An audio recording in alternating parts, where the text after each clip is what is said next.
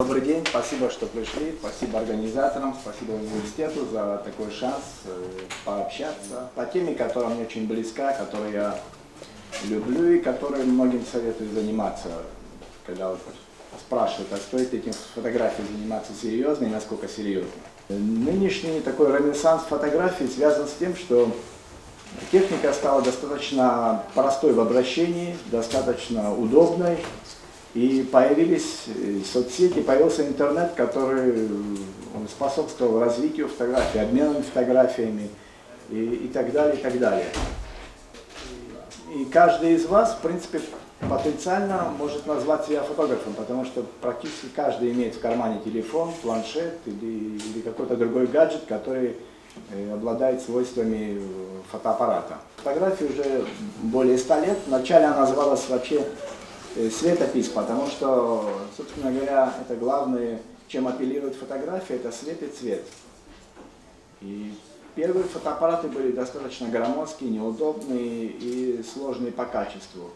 Но так совпало, что конец 19 века и начало 20 века, вообще вторая половина 19-го, начало 20 века характеризовалась таким бурным развитием промышленности, технологий и так далее, и так далее. Это, естественно, отразилось на фотографии тоже.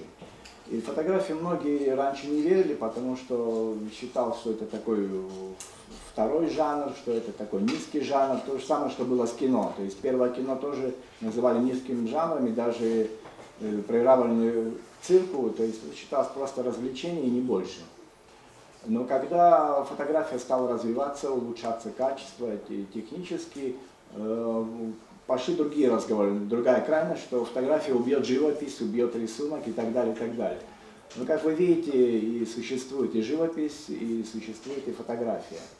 Это происходило не только с фотографией, так было, когда появилось кино, все говорили, умрет театр, потом появилось телевидение, сказали, умрет кино. Ну, в результате всем находится место в нашем мире. Когда Мадина говорит о том, как историк вдруг стал фотографом, это как раз достаточно такая естественная эволюция, потому что очень ценными считаются фотографии конца 19-го, даже середины почти 19 века. То есть Крымскую войну уже англичане снимали. Это были огромные повозки, которые представляли себя огромный фотоаппарат, и огромная повозка с лабораторией, которая передвигалась по линии фронта. Был жанр фотографии, именно такой салонной фотографии, потому что тоже было дорогое удовольствие, но богатые семьи, вот как заказывали художников, так потом стали заказывать фотографов. И так продолжалось, пока вот фотоаппараты не стали более-менее компактными, то есть небольшими ящиками, которые уже мог человек передвигать, который мог пластины откладывать и уже потом дальше обрабатывать в лаборатории отдельно. Если вот называть таких самых известных фотографов, ранних фотографов, которые вот заложили основу такую фотографии как жанра, ну, я бы назвал бы, ну из русских это можно назвать, Була был такой, целое поколение семейства Була, которые фотографировали и царскую, то есть семью в России, и их дети потом в 20-е годы много фотографировали, они эмигрировали. Вот очень известный был русский фотограф Прокудин-Горский, я вам советую, сейчас интернет доступен всем, и информация всем доступна. Прокудин-Горский бывал в Абхазии даже, он изобрел сам, многие фотографы еще были очень известными, то есть талантливыми химиками и физиками, потому что там связано все с оптикой, с химией. Вот Прокудин-Горский, он придумал новую технологию создания цветных фотографий, это было до революции, это была сенсация, то есть ее пробовали делать, но он сделал на базе желатина, этот секрет он никому не раскрывал на стеклянных пластинах. Он объездил практически всю Российскую империю и в том числе в Абхазии был, он снимал и Сухум, снимал Новый Афон, и вот цветные фотографии Сухума прошлого века можно увидеть только вот на его фотографиях. Он потом эмигрировал, и весь его архив, вместе с ним он большую часть архива взял с собой, она сейчас хранится в библиотеке Конгресса США, и вот как раз абхазский цикл его фотографий оттуда. Ну, если уже сузить более такой круг фотографов, которые близки к Абхазии, я хотел бы перечислить тоже фотографов, которые здесь работали, и которые тоже, вот, если кто-то будет заниматься фотографией, он должен знать свои корни. Это такой известный был фотограф Пименидис, дореволюционный, и даже вот в некоторых домах еще можете увидеть такие фотографии на кордоне, очень хорошего качества, им больше 100 лет, но они держат качество, потому что вот он самой передовой техникой пользовался, и вот его фотографию такой сейчас, она вообще даже коллекционную имеет ценность, и многие собирают у нас. В 30-х годах фотографировал Козлов, в него фотографии попадаются тоже очень хорошего качества.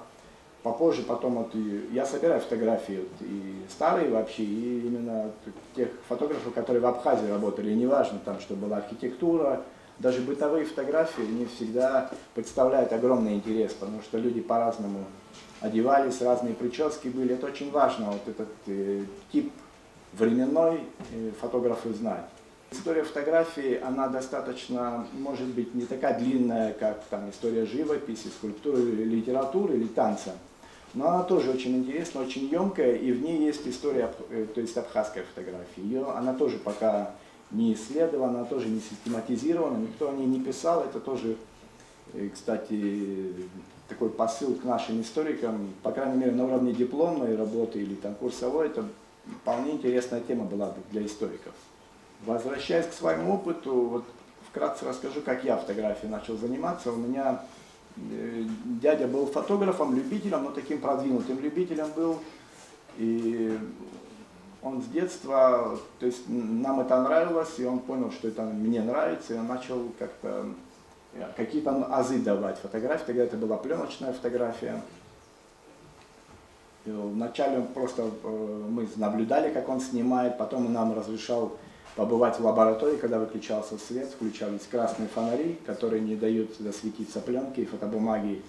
И вот это происходило вот это чудо, когда вдруг эта белая бумага погружается в воду и в ней проявляется фотография. Это вот такое детское первое впечатление, которое очень незабываемое.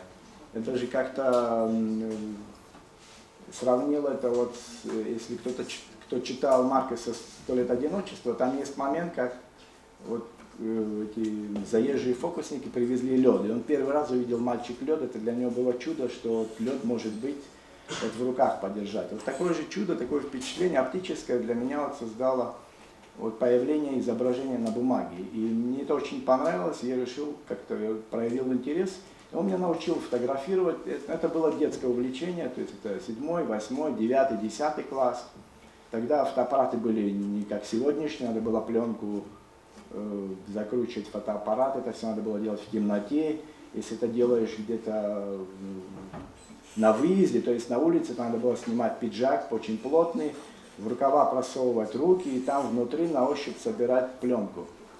И все эти манипуляции, они вот составляли вот такой интерес и фотографии и к его сложности. И еще такое отличие очень характерное сегодняшнего фотоаппарата от фотоаппаратов, которые были во времена, когда я начинал, в том, что там была пленка, обычная пленка, 36 кадров, и ты никогда не видел результат сразу. То есть для того, чтобы видеть результат, надо было пойти в лабораторию, его проявить, промыть, потом закрепить, опять промыть, и потом заправить, просушить и заправить его потом в фотоувеличитель, и только после этого ты мог увидеть результаты, что ты вообще натворил. Сегодня же фотоаппарат позволяет фотографировать там тысячи фотографий, ты сразу видишь результат, потом можно это загнать в компьютер и там тоже сделать редакцию в Photoshop или в каком-то другом редакторе. Это, конечно, облегчает и это расширяет круг тех, кто может ей заниматься, но есть, как и в любой вещи, есть и отрицательный момент в том, что какая-то безответственность появляется, потому что когда ты снимаешь и знаешь, что у тебя всего там 36 кадров, ты за каждый кадр будешь думать, как тут угадать цвет, диафрагму выставить, выдержку. А вот сейчас я хотел бы вам, наверное, такой, чтобы чуть-чуть разрядку сделать и могли отдохнуть от моей лекции, показать фотографии, которые стали классикой фотографии. Я не покажу вам всех фотографов, я покажу, может, самых любимых своих фотографов.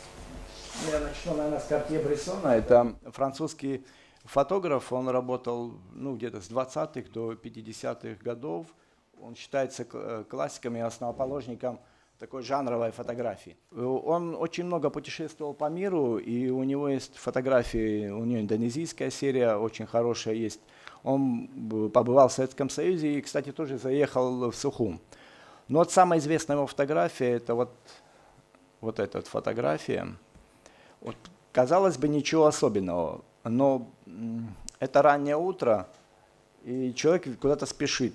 Видите, он еще не коснулся земли. Вот это решающий момент. Он развил теорию решающего момента Картье-Брессона. Это когда вот эмоциональное напряжение сконцентрировано именно в этот момент и снимается кадр. Когда вот тут свет, какие-то силуэты там, все говорит о том, какая-то надпись есть, но это все, они несут какую-то нагрузку, по которой можно понять, где это происходит, состояние этого человека, через него может всего общества, или, по крайней мере, вот того слоя населения, который он представляет. Это, по-моему, уже алжирская серия, если не ошибаюсь, у него. Он тоже любил играть, как видите, снимал черно-белый, но у него есть и цветные серии. А это кадры, кстати, снятые в Сухуми Картье-Брессоном. Это, если не ошибаюсь, 1956 год. Это одни из первых туристов, кто попадал вообще сюда. И это вот тоже в Сухуми снято, в Сухуми в порту снят этот кадр. Так что вот мы всегда мы попадали в объективы самых известных фотографов мира, поэтому это очень почетно и ответственно для любого, кто хочет заниматься фотографией. И второй мой такой любимый очень фотограф, и он близок мне, может быть, ну, не только происхождением, но и тем, что он ближе к нам ментально, то есть и в регион, и по национальности. Он сам армянин по происхождению, но родился и жил, и живет в Стамбуле. Это Ара Гюлер. Он тоже сделал очень много фотографий, портретов очень известных людей. Вот показательная фотография, он с Сальвадором Дали. Он работал на известный журнал «Хаят», если не ошибаюсь, турецкий, самый известный. И там у них было развито именно жанр фотографии, очень много уделяли фотографии, и вот он стал там ведущим фотографом. Он тоже снимал такие жанровые фотографии, снимал простой Стамбул, это 40-е, 50-е, 60-е, ну чуть-чуть 70-е годы он застал Стамбул, а потом уже и всю Турцию снимал. Он снимал, ну, как вы знаете, и Стамбул, и Турция, очень много разных общин там было. Но он, конечно, большое внимание армянской общине уделял, и много я снимал. Но у него есть курдская серия, очень интересная, и турецкая, собственно говоря. Он снимал рабочих, рыбаков, то есть то, что вот в тот момент составляло Стамбул.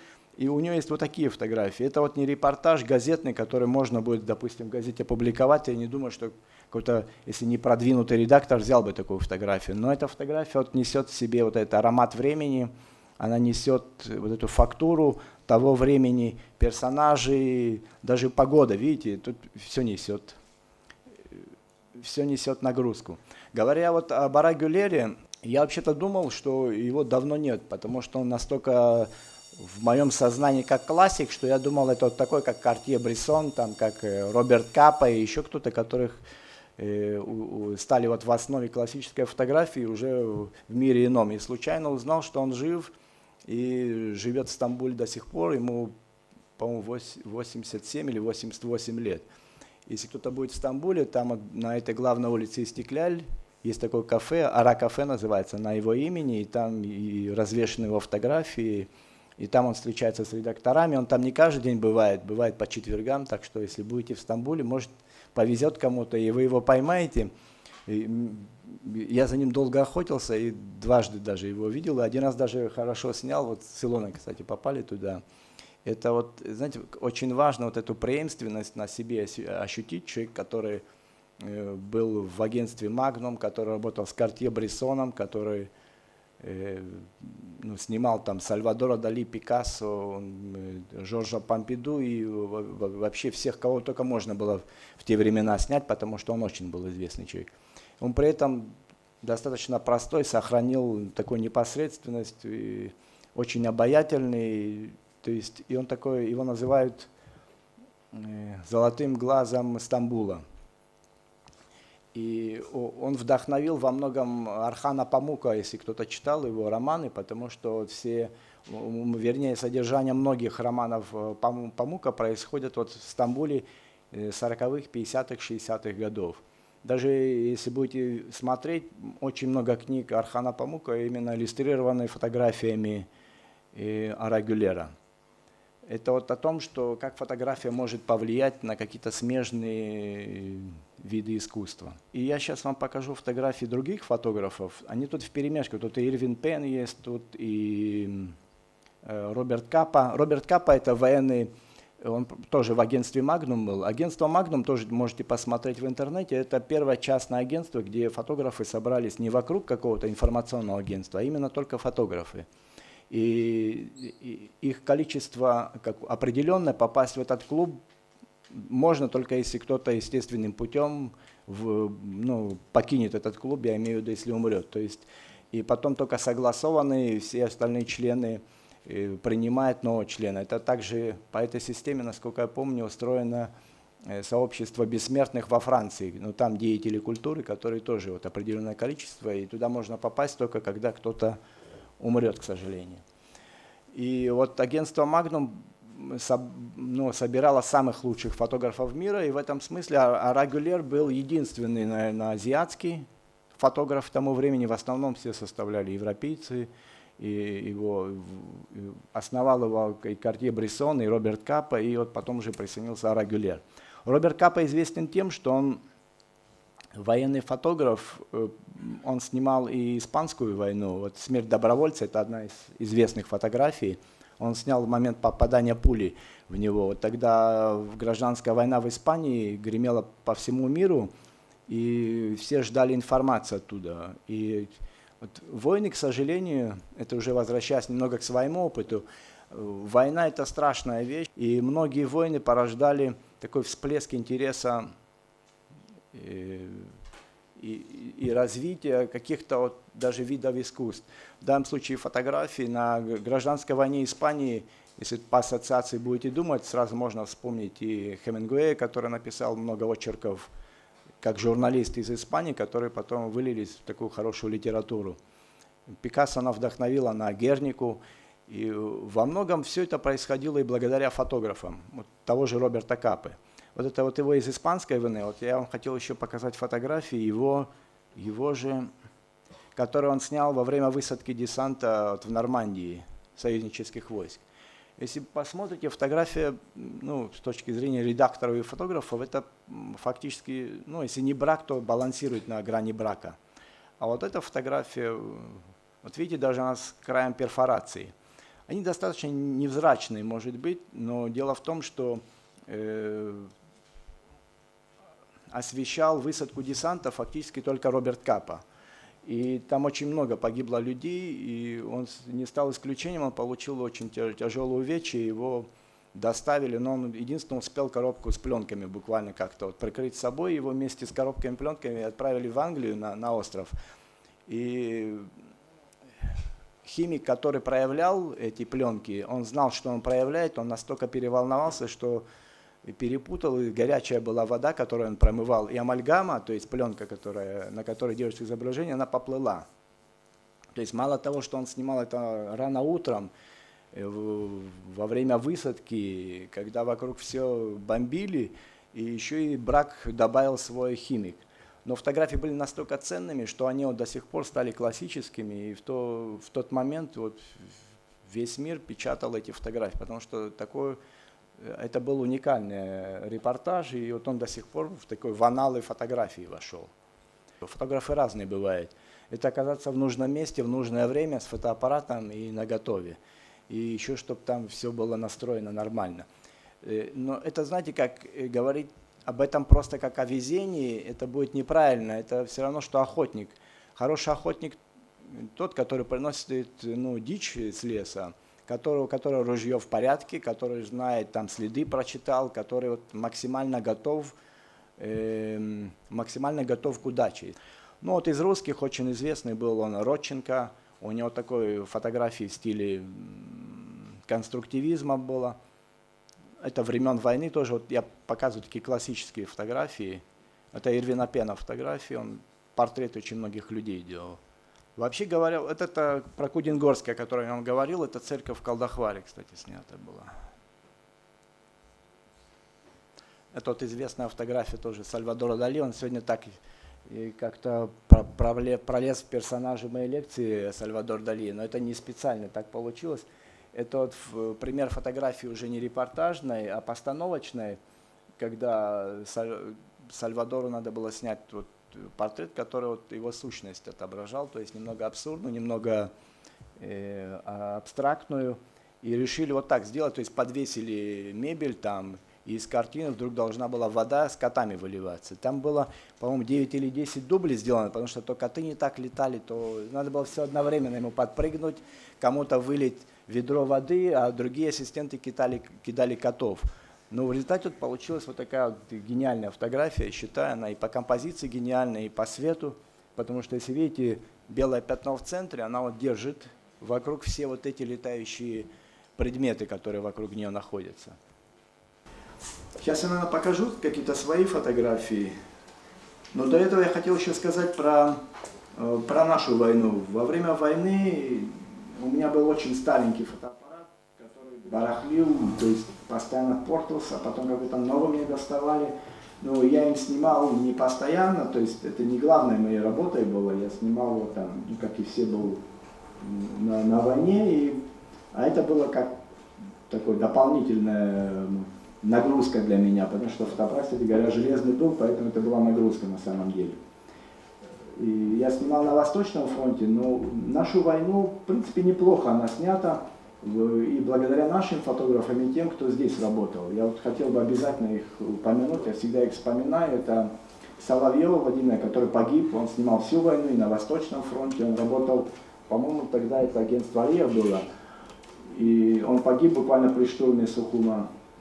Марина Барциц снимала, она великолепные фотографии сняла, она была медсестрой, то есть и совмещала тоже фотографирование и вот работу медсестры, и она сделала просто ценные кадры, которые переоценить сложно. Ну, снимал у нас Кецба, снимал у нас такой, мы его называли дядя Жора, Цвижба на Восточном фронте, это был пожилой человек, он исходил пешком все позиции, все поснимал это. Война это то, что это предмет для историков, предмет для литературы, предмет для воспитания, для политики и для пропаганды в хорошем смысле. И очень важно иметь хорошие фотографии вот с таких событий. Сейчас я вам покажу тогда фотографии военные, которые снимали наши фотографы, и потом, может, свои нескромно уже покажу. Вот я наиболее такие яркие взял, это вот Соловьева фотография. Но они уже стали такими классическими, к которым мы все привыкли, мы их часто видим и в альбомах, и на телевидении. Это, по-моему, Марина Барциц снимала вот переправу через Гумисту.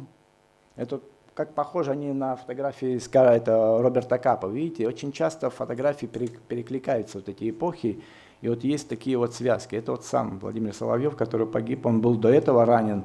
Я вообще, когда смотрел его фотографии, я понимал, что вот по этапам, я видел там Гумиста, потом чуть в городе, потом приближается, я понимал, что этот человек просто ходит на грани. И то, что он погиб, это, к сожалению, это было результатом вот его такого бесстрашия, абсолютного бесстрашия. Он погиб буквально вот в районе Модотекса на углу.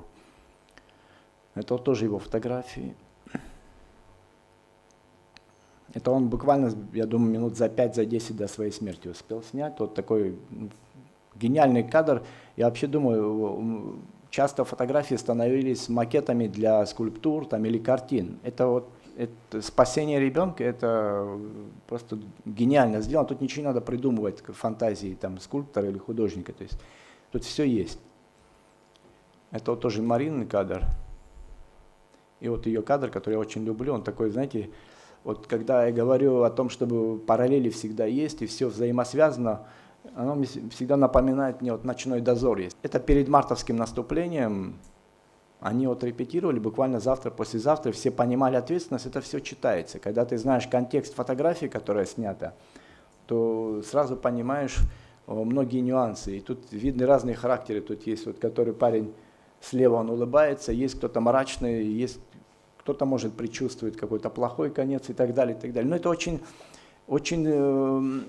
такая эмоционально сильная фотография. И видны, вот сзади дорога уходит, и еще кто-то идет. И такие фотографии становятся хрестоматийными, которые попадают в учебники истории, становятся там, я не знаю, в баннерах, то есть они ассоциируют у нас с какими-то праздниками или событиями. Ну, я решил своих много не показывать, потому что их, честно говоря, не очень много удачных было на войне, и в силу фотоаппарата, но я вот эту фотографию сам очень люблю. Ну, как люблю, это люблю, может, не скромно будет сказано, но она во многом, оно летом снято, а тот вертолет, который погиб с детьми и женщинами, это было в декабре, то есть за полгода до этого. Но, в принципе, ситуация ничем не отличалась от декабря. Вот так же родители в вертолет сажали детей и прощались. И прощались, причем не зная, выживут ли они, выживут ли их дети, которые имели уже пример такого вертолета. И мне было очень приятно, буквально 2-3 года тому назад, вдруг ко мне человек подошел, этот баннер кто-то печатал из наших компаний на День Победы, он говорит, это ты меня сфотографировал. Я говорю, а как дальше у вас, что сложилось? Он говорит, что это его дочь, она уже юридически закончила и уже где-то работает. И это такая приятная сторона, когда вот так вот герои потом находятся. Я вообще, кстати, тоже могу озвучить эту мысль. Было бы, наверное, интересно историкам, или, не знаю, просто какое-то движение сделать, вот находить людей, которые сняты на нашей войне. Потому что я вот как-то макетировал альбом «Аяйра», если знаете, к 20-летию был выпущен. У нас была проблема, что мы нашли фотографии многих, там даже американцев, Соловьева, но кого-то мы знали, но мы не могли кого-то подписать, кто был изображен на фотографии, кого-то не подписать. И вот сейчас, по-моему, это тот период, когда вполне благодаря соцсетям, потом общество у нас небольшое, просто какой-то поиск начать людей, которые изображены на этих фотографиях. Это вполне по силу и историкам, и филологам. Ну, тут даже не важно, на кого ты учишься. То есть я такой призыв вам сделаю, если вдруг кому-то будет интересно. То есть есть архивы, вполне можно будет заняться каким-то исследованием таким. Потому что пока мы еще что-то помним, а люди уходят. Это поколение людей уходит, которые еще могут помнить своих друзей, однополчан. И очень важно, чтобы все фотографии были подписаны. Хотел бы показать фотографии, которые я делал и для агентства, и просто для себя. Иногда кто-то меня, первое, селфи тоже нам не чуждо, кто-то во время боя меня сфотографировал, она такая тоже как память для меня очень. А вот фотографии, которые я делал, в данном случае я для Хиблу делал, для альбома, и я, конечно, благодарен ей, то, что она смогла вообще сама, огромная личность и великая личность, и она таких же гениев современности привозит к нам, и это очень ценно. Вы представьте себе, что не каждый даже в России имеет возможность видеть там Спивакова, Феликса Коробова и великих музыкантов. Вот портреты бывают разные. Вот этот был случайный портрет, я тоже очень, видите, контрасты, там дива была оперная, тут такая. Но эта бывшая актриса, она меня случайно увидела, заговорила со мной, и я был с фотоаппаратом. То есть я считаю, вот мне повезло, что вот я смог ее сфотографировать, и день был не солнечный, а то был бы совершенно другая фотография. Был ровный свет, как сейчас. Это вот было снято в день похорон Владислава Григорьевича, это его дочь, и при всех эмоциях, которые тогда были, какие бы эмоции даже вот на войне это бывает, надо всегда думать о профессии, всегда думать о том, как можно вот этой эмоции донести другим. Это немного цинично, особенно когда ты на войне, там кто-то стреляет или грузит, ты вынужден фотографировать, но ты можешь потом помочь им, но очень важно найти вот эту секунду-две и зафиксировать этот важный момент. Здесь мне и поразил вот сходство внешнее и ее, и при этом и характер тоже был показан. Характер отца во многом, наверное, она такая очень мужественная, очень достойно тоже стояла. И при этом очень важен второй план всегда, который давал бы контекст. Бывают такие фотографии, тоже портреты, тоже случайные были, но вот детей не заставишь там позировать, поэтому когда ты их ловишь в такой момент, это тоже как маленькая удача фотографа. Я вообще очень люблю снимать стариков и детей, потому что и те, и другие непосредственные, и они не позируют. Одни в силу неведения, другие в силу своего жизненного опыта и тщетности может создавать какой-то имидж себе. Вот эту фотографию очень люблю. Я каждое 9 мая ходил в наш парк и снимал ветеранов. Я понимал, что они уходят, их будет каждый год все меньше и меньше. И сожалею, что вообще столько лет снимал только на видео. Можно было хорошие фотографии оставить. И он приходил каждый год, этот старик, своими друзьями, они праздновали, потом их было все меньше и меньше. В какой-то 9 мая он пришел один. Я понял, что просто его друзья уже или не могут, или, к сожалению, умерли. Но оказалось, что это для него тоже последний 9 мая было. На следующий он уже не пришел. Я когда фотографию повесил в соцсетях, сразу кто-то нашелся, узнал своего соседа и сказал, что он уже, к сожалению, умер. Но фотография такая очень эмоционально для меня очень дорогая, потому что кто-то недавно была информация, тоже умер последний солдат Первой мировой войны. То есть когда-то умирает последний солдат любой войны, и, к сожалению, это и наших ветеранов коснется, поэтому очень важно вот эту память сохранить и зафиксировать. Этот я сынулю снял, но не потому, что он сынуля, а потому что просто удачно получилось. И я люблю такие фотографии стилизованные. Он, естественно, баловался, там пальцы вытащил, но вот и это говорит о непосредственности детей. Ну, снимать можно по-разному. Это вот приезжал какой-то известный, Би-2, по-моему, да, у нас группа, да, вот тоже получилось так его снять. А это мой портрет, я снял Арагюлера. Тоже очень люблю эту фотографию, потому что он попросил не делать вспышку, а там было достаточно темно. И я сделал, пользуясь моментом, что у меня всего минут 5-7, потому что он с кем-то общался, и, то есть, и просто вежливо сделал, дав себя сфотографировать. Но я понимал, что он не может вечно позировать. И снимал, но все было в очень плохом качестве, потому что было темно, и вспышку нельзя было включать. Но один кадр вроде получился. И мне он тоже очень нравится и очень дорог для меня. Это я еще снимал на пленке.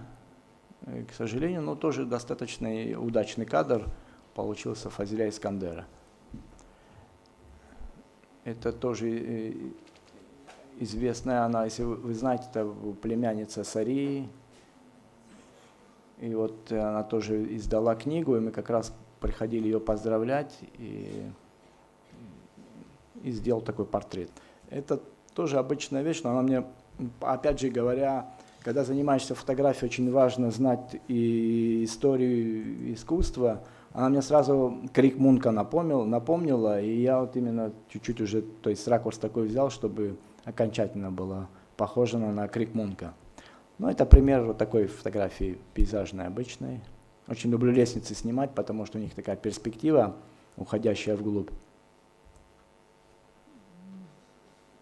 Ну, это такие вот, это фотография, которую я тоже снял, если я вам рассказывал, турецкий сейнер у нас потерпел, или сухогруз, крушение, я его снял, она такая достаточно интересная оказалась, даже какую-то там фотографию месяца попала, какого-то американского известного журнала. Это я в Стамбуле снял, на меня во многом, конечно, повлияли вообще творчество Арагюлера, и во многом вот она вот обусловлена вот его творчеством тоже, влиянием таким. Это у нас я снимал все, пейзажи. Это, конечно, я когда увидел, сразу в голове ассоциация была такой с японской графикой, что на шелке они рисуют часто. У нас очень красивая природа и очень интересный свет, поэтому для фотографа очень благодатная вещь. Тут и море есть, и горы есть. Вот это рано утром было снято. Вообще лучше всего всегда снимать рано утром или поздно вечером. Потому что утром свет белый. Это тоже где-то по дороге снял. Вот от вас, как от лучшего фотографа в Абхазии, так, по моему мнению, кажется, по мнению сидящих в этой аудитории, один главный совет начинающему фотографу. Но если он хочет стать профессионалом, мой главный совет — начни с пленочного фотоаппарата. Потому что такие функции, как диафрагма, выдержка, светочувствительность и какие-то оптические моменты, они в электронных вот, наших современных гаджетах и фотоаппаратах, они сведены до функции там, ну, чипа какого-то. То есть они не имеют свои физические свойства, ты их не понимаешь. А если ты это почувствуешь через пленочный фотоаппарат, где ты там диафрагму чуть больше, дырочку сделал чуть меньше, и соотношение выдержки диафрагмы получается размытость разная на фоне, то есть ты физически ощутишь эти свойства. Это вот знаете как, сегодняшний фотоаппарат, она как еда для космонавтов, где в тюбике там борщ называется, ты его выдавил и типа это борщ. То есть ингредиенты борща, но это не борщ. Понимаете, если хотите стать кулинаром, то не в тюбиках готовьте, а перейдите на кастрюльку и на реальные овощи. Это главный совет. А для тех, кто даже снимает на телефоны, все равно не мешает знать основы композиции. То есть золотое сечение никто не отменял, будь это для фотоаппарата или для телефона, или для любого гаджета. Никто не отменял там ракурс, перспективу. То есть какие-то азы, это можно сейчас в интернете полно этих лекций прочесть, ты их один раз усвоишь и поймешь. То есть архитектуру надо, дом нельзя снимать с первого по третий этаж, а надо снимать с начала до конца, если ты хочешь показать весь дом, грубо говоря. Если там снимаешь человека, там тоже есть принятые правила с ногами, до колен, по пояс, грудной план, крупный и очень крупный. То есть какие-то азы не мешают никому знать, это как правило дорожного движения. Все равно же мы, даже если ты на велосипеде едешь, ты их должен знать, что зеленый можно проезжать, красный нельзя проезжать. То же самое это касается всех, неважно, чем ты фотографируешь. Мне интересно, так сложилось, и удается время от времени за этим наблюдать, что иностранные фоторепортеры той или иной известности, да, которые приезжают в Абхазию, в основном фотографируют определенные тематические фотографии. Да? В основном, в массе случаев, если мы загуглим или посмотрим в Инстаграме, это будут разрушенные здания, в основном те же здания будут из кварчала, то есть определенный почерк преследуется. Отчасти я понимаю, почему это происходит, да? То есть что-то особенное они должны привезти из поездки, что-то особенное не похоже на вот мир за пределами Абхазии. Да? А если бы речь шла о человеке, живущем в Абхазии, да, который как-то занимается фотографией, любит это дело, но хотел бы все-таки себя позиционировать как человека, которому есть что сказать не только для вот нас всех, да, но и за пределами республики. Что бы ты вот мог порекомендовать, да, вот материал, что бы было бы интересно об Абхазии, за пределами Абхазии, но не как бы не уходя слишком вот в крайность? Мне, например, интересно всегда смотреть, как снимали какие-то зарубежные фотографы нас, то есть другой взгляд на нас узнать. Даже когда какие-то знакомые, которые давно здесь не были, приезжают, я говорю, как тебе сейчас Абхазия, или впервые кто приезжает. То есть фотография во многом на впечатлении основанная. Конечно, она может быть и на знании тоже основана, когда ты перед поездкой сюда изучил историю, этнографию, литературу, и то есть максимально готов, так и надо приезжать. Но все равно в основе фотографии лежит впечатление.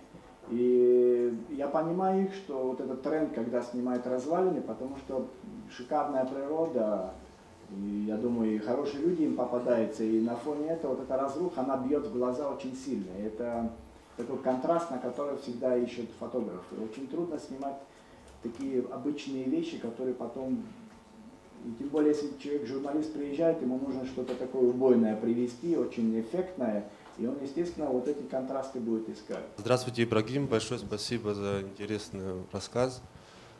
Я на самом деле далек очень от фотографии, но тем не менее у меня есть один вопрос. Недавно совсем прочитал такую поговорку фотографов. Если фотография не удалась, сделай ее черно-белой. Так вот, вопрос, соответственно, в чем магия именно черно-белой фотографии, в отличие от цветной? Спасибо. Я, кстати говоря, вот чтобы избежать вот этого, я сразу в режим делаю черно-белым и снимаю в нем. И всегда спрашиваю, зачем ты делаешь, можно в любой момент из цветной сделать черно-белый. Но очень важно вот тут в голове переключиться на черно-белое изображение, то есть результат, который ты хочешь получить, черно-белый. А там черно-белая фотография чем отличается? У тебя диапазон меньше цветовой, но и с другой стороны меньше возможности ошибиться. Черно-белая фотография выигрышнее, потому что там меньше возможности ошибки. А в цвете сочетание цветов, их яркость, динамичность, там больше шансов ошибиться, и она, конечно, сложнее. А тут больше прикинуться стильным легче в черно-белой фотографии. Но вот я всегда изначально выставляю режим черно-белый, чтобы оперировать только вот этим, белым и черным, и вот этим диапазоном серого, который есть между ними. И потом, опять же, это все отходит от живописи. То есть в живописи рисунок тоже, рисунки Леонардо или других известных художников не менее интересны, чем их картины, живописи, сделанные или акварелью, или еще другой техникой. Поэтому я как-то так к этому отношусь. У тебя очень большой опыт, такой широкий диапазон того, что ты нам сейчас показывал. А что тебе самому сегодня действительно, и над чем тебе интересно работать, что тебе доставляет сегодня удовольствие как вот профессионалу, да, какие моменты? Сейчас очень люблю портреты снимать, жанровые фотографии снимать, и иногда пейзажи. То есть у меня есть несколько любимых тем, которые, как у повара, кому-то кисели нравится варить, кому-то борщи, кому-то гарниры. Вот у меня есть несколько таких любимых жанров кулинарии, фотокулинарии. Этот проект, твой старт здесь, аудиторию, даже нам было заметно, держал, какие-то твои чувства, эмоции, удалось? Ну, мне сложно сказать, потому что я обычно, когда даже какие-то давал там лекции, я давал людям, которые все-таки занимаются, с фотоаппаратом в руке были, и которые чуть, я знал их базовый уровень перед лекцией. Но надеюсь, что, по крайней мере, привлек интерес какой-то к фотографии, не к своей вообще, потому что интернет это очень хороший источник знаний и очень удобный метод обучения. То есть у меня, собственно говоря, все ожидаемо хорошо, и слава Богу, что какой-то, если интерес был, то я надеюсь, во что-то выльется. На меня тоже какие-то моменты тоже влияли какие-то слова или мысли более старших людей, которые или помогали, или не помогали. Я надеюсь, что кому-то, может, чем-то помог.